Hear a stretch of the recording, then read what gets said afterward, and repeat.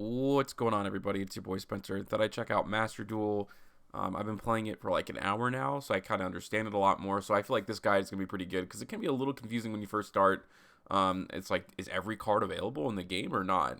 It is, and it's kind of strange. So, for example, the first deck I personally want to build on Master Duel is ABC Cyber Dragon. So how is that possible? Well, there's like two ways.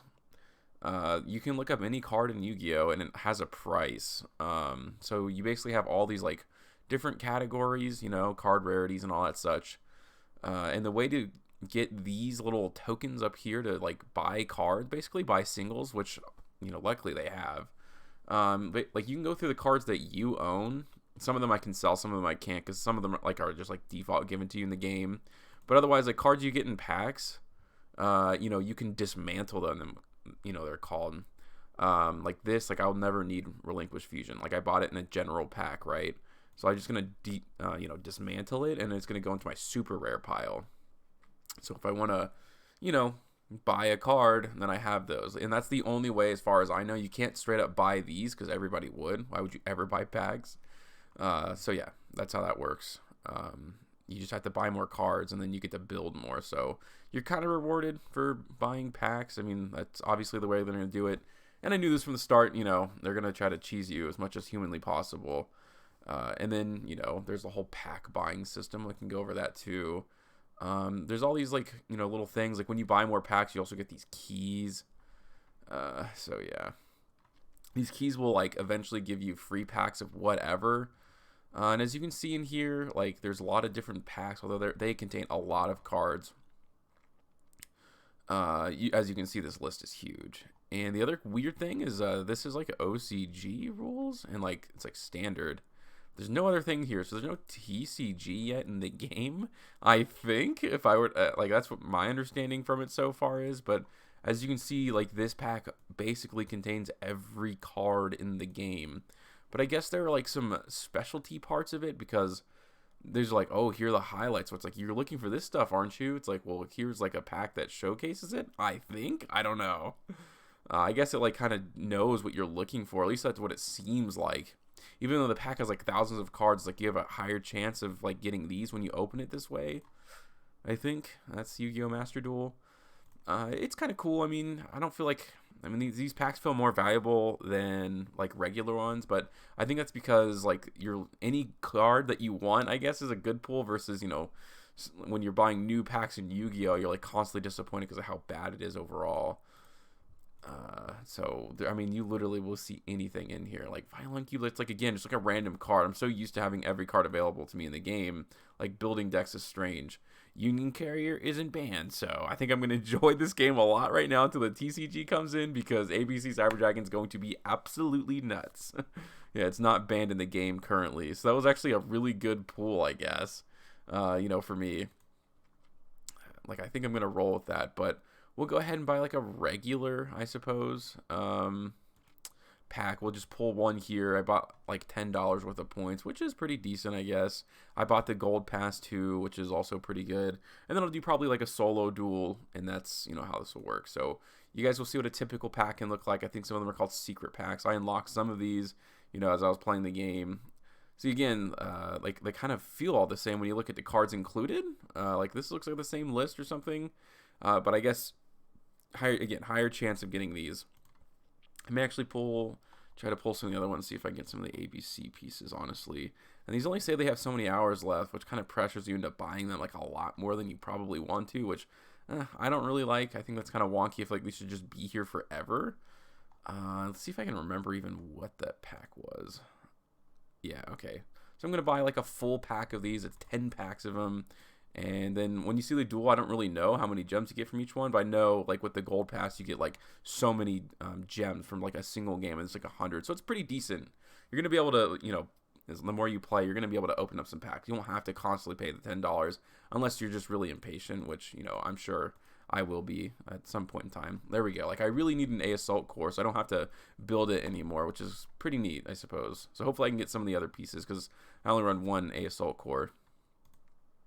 I'm actually really excited to play this now that Union driver is like unbanned. It'll be a really weird format. Some Drytron stuff, I guess, is somewhere in this pack, which is neat. Red Eyes Black Dragon, like the ultimate art, or the alternate. Like, not really something I need, but I'll probably dismantle it, so I guess I get a little bit of something out of it. The thing that I see is the problem is, like, any decent card is literally, like, a super rare minimum, and, you know, you're just not going to get a lot of those. So hopefully that kind of distribution can change a little bit. I would say that would be the biggest change I would look for. You know, some bad Solemn cards here. Dragunity Divine Lance, like, maybe at some point I might want that. Ugh, I don't know. I'll just try to quickly go through these. It does take quite a while, and I think the whole game is designed for you to be up on it longer. But I'm going to talk about this more in another video, but I am excited for this to be out. I just feel like it's finally time that Konami had an official platform where people could play, because I feel like Paper Yu-Gi-Oh! Is, like, low-key dying. I know some people, like, hate the idea of that, and I can certainly understand, but, you know, those events that they have in real life are getting canceled constantly, and I just feel like when they have thousands of people flooding to this thing because it's just more accessible and people don't want to go to these card events, they realize there's just more money into it, and you don't have to have judges, like, which is also a big thing. You don't have to have people fighting or cheating, like, it's just impossible. So I'd be curious to know what you guys say about that in the comment section. I have gotten, like, a legitimately large amount of junk. Luckily, I can get the B Buster here. Thank goodness. It's a super rare. It makes me think that Sea Crush is going to be, like, a regular, because I think A Assault Core was. I'm hoping this is, like, an ABC Dragon Buster, maybe? No, it's Vylon stuff, so... yeah, like I kind of mentioned, there's just going to be a lot of bad stuff. Stuff I'm definitely going to be, you know, getting rid of. But that's okay. So we'll just play like one duel, and then, yeah, I'll be playing this a lot. I'm pretty sure I'm going to be switching over to this kind of format, you know, regularly. So that should be, just because I feel like, you know, I want to push towards this. I think this is going to be the future of the game and all that kind of stuff. But there is solo mode in here. You can do a whole lot of stuff. Some of it's a lock, so you got to, like, play some more. Be cool if there was, like, one for everything. Like, again, like, I think this would be nice, but it's like digital bugs, which was like Cyber Dragons, like, you know, stuff that people actually play. I don't know what else to do here. Element Saber. So it's kind of nice to play different decks that I never played before, but this is, like, seriously caveman stuff. I mean, it is going to be so, like, cut and dry. I guess one of the neat things about playing in solo is you get kind of the lore behind the cards, which I certainly think is pretty neat. I'm going to probably skip through this pretty quickly, though. I mean, it is just text. The art is pretty neat, though, so I got to appreciate that. I can probably actually just skip this. I mean, if you guys want to read that, you know, good for you. When you download the game, you can. But for this video, I'm just going to try to go quickly and get through the one duel and just be over with that. You get rewards, but they're usually nothing you'd really want. Although I guess the Monarch one is, like, the most valuable that I've seen, because Monarch is at least, like, half playable on some level. The practice, like, takes forever. Though, like, the mechanics of the game are just, they're all right, honestly. It does feel a little long sometimes, but we'll see how it ends up working out. There's going to probably be a lot more updates, and the one thing I really don't like is the graveyard, and you'll see that. I don't really know what these cards do. We change in the graveyard. Okay, I see. Very neat, very neat. You want to change the attributes in the graveyard. Yeah, so this practice stuff is literally going to, like, make you want to pull your teeth. But the problem is, like, you're going to be playing ranked, and you're just going to have to, like, spend quite a bit of money, you know, just to make it happen. It's just, I get it. I mean, they're going to be making money. This is a free game. And hopefully with the gold pass, it makes it kind of bearable. Okay. Again, see, like, that message taking that long to go, like, I should be able to click it, like, in an instant, I feel like, but, alright. Okay, so then, you know, you kind of get the effects activated. They're all different colors, so it's kind of easy. It doesn't always, like, pop up on the screen, like, do you want to activate this effect? But, yeah, I mean, it also, you know, is good in a sense, because it's, like, not super automatic. Like, you have to be somewhat aware, but as you see, like, when this goes to the graveyard, you have to click on it to look, and I just kind of don't like that.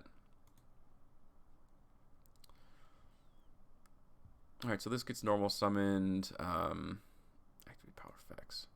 I've picked, like, literally the most complicated one, I feel like. I should have just done, like, Monarchs again. So here we go. See, like it blinks a little bit, but I don't know. I think that design's kind of whack. I just kind of want to like see the cards and just like be able to easily fan over them. I don't know what I should be calling here. Sure, light. And this is probably going to be for a game. I may not even do a duel until I like actually have real cards. But I mean, you kind of can see like everything that's going on here. The main phase button here. The animations are like definitely nice. Like when you attack, you know, it's like that looks kind of neat. And then when you go for game, it kind of has this like dramatic effect. And there's like you also have a pet in the side here.